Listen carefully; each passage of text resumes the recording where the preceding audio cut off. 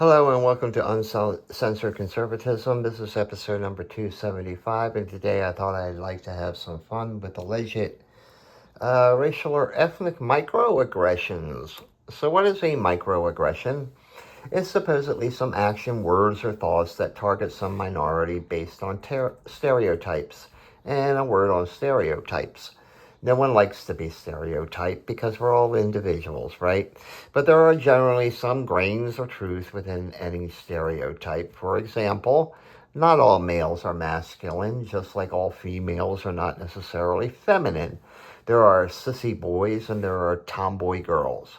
So I decided to look at some of these so-called microaggressions from a variety of sources and came up with what I think are the top 15, starting with can I touch your hair? Now, unless you're Joe Biden, who likes to sniff hair, I didn't know this was a thing.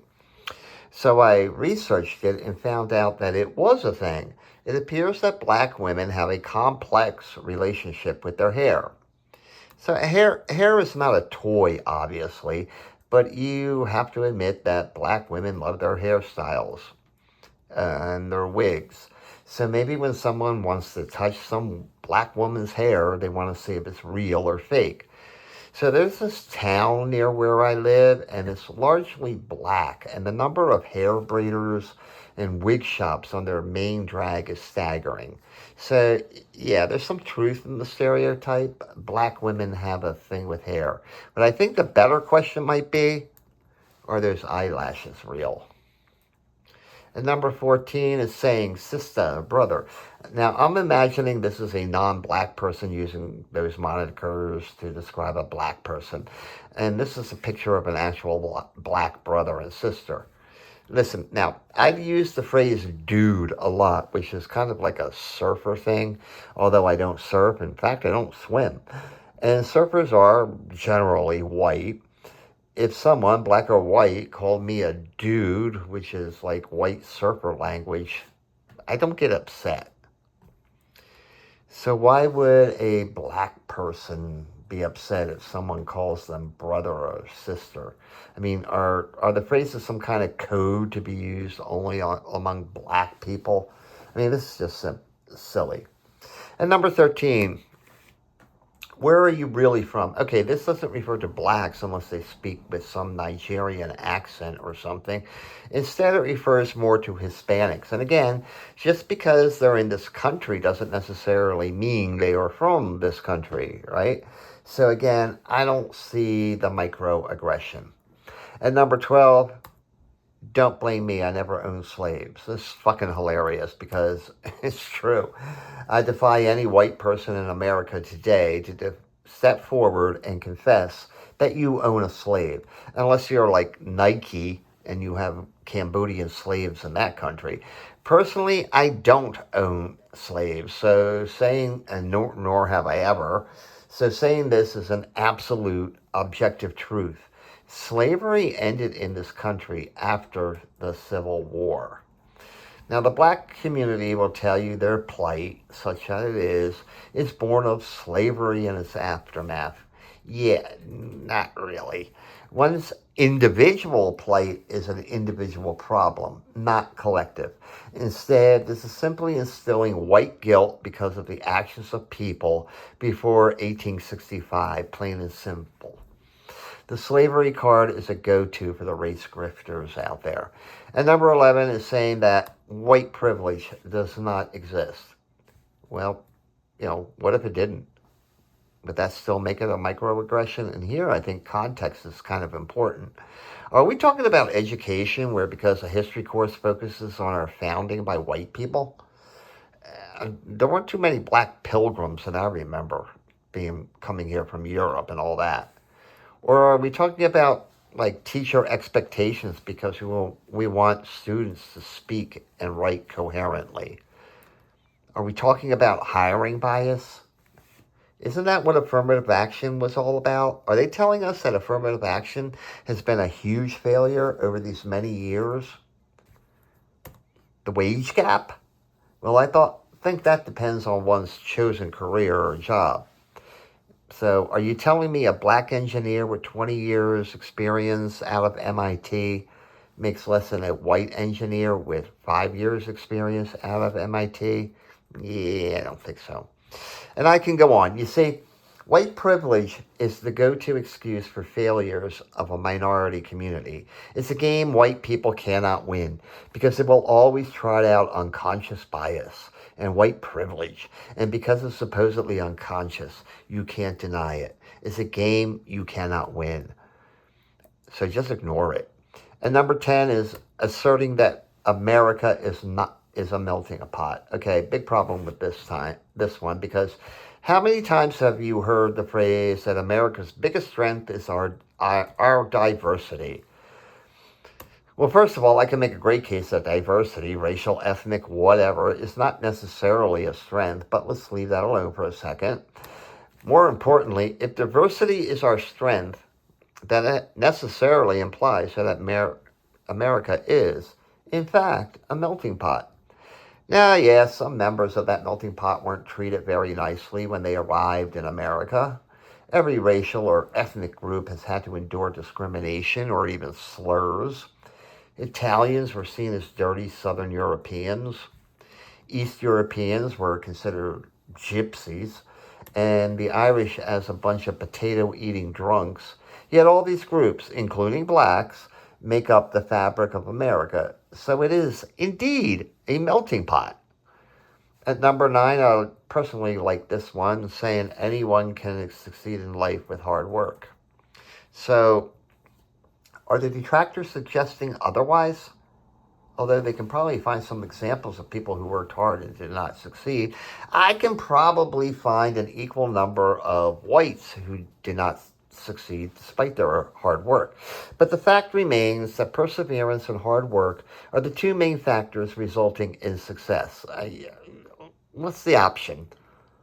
And now, yes, some people are the beneficiaries of circumstance or heredity, and they gain success in life without hard work. But if you want to lift your station in life, obstacles can be overcome with hard work. And number 8 is saying you're so articulate, or you don't sound black. Now, I personally don't know what sounding black exactly means unless we're talking about a Nigerian accent or something like that. Regardless, statements like this are likely not racial microaggressions, but just dumb ignorance. Now, it is true that some cultures have certain slang expressions used in their particular communities or cultures, but every black person I've ever talked to seems to speak English and rather clearly and somewhat coherently. So I don't personally know where this one comes from.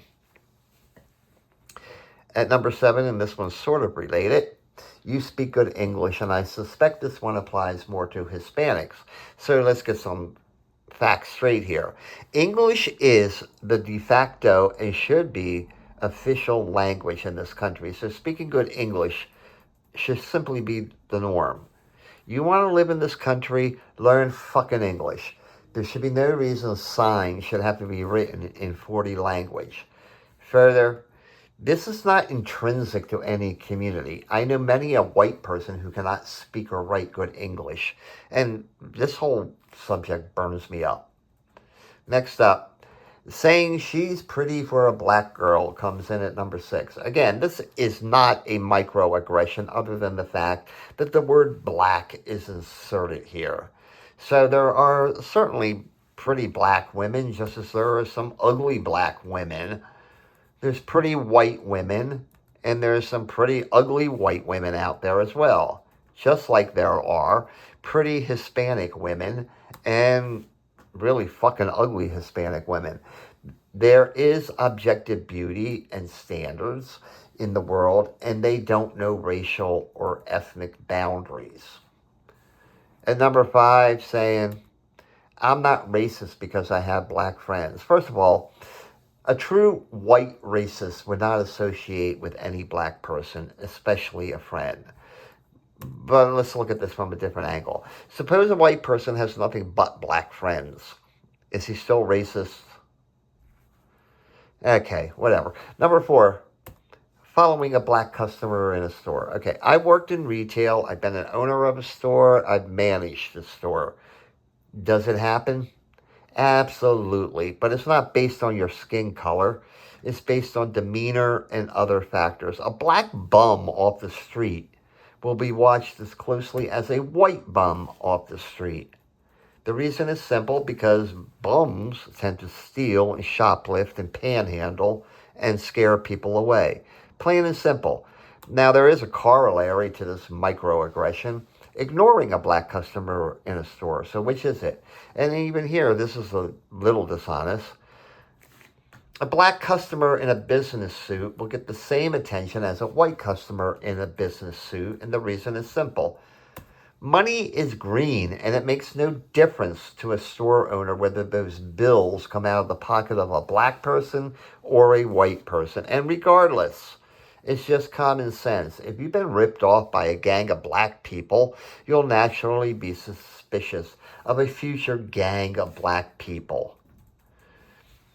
And number 3 is clutching a purse or crossing the street when you see a black person.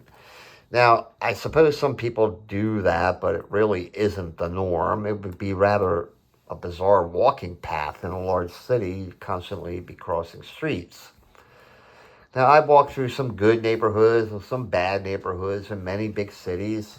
Chicago, Kansas City, Boston, New York, Philadelphia, to name just a few. And guess what?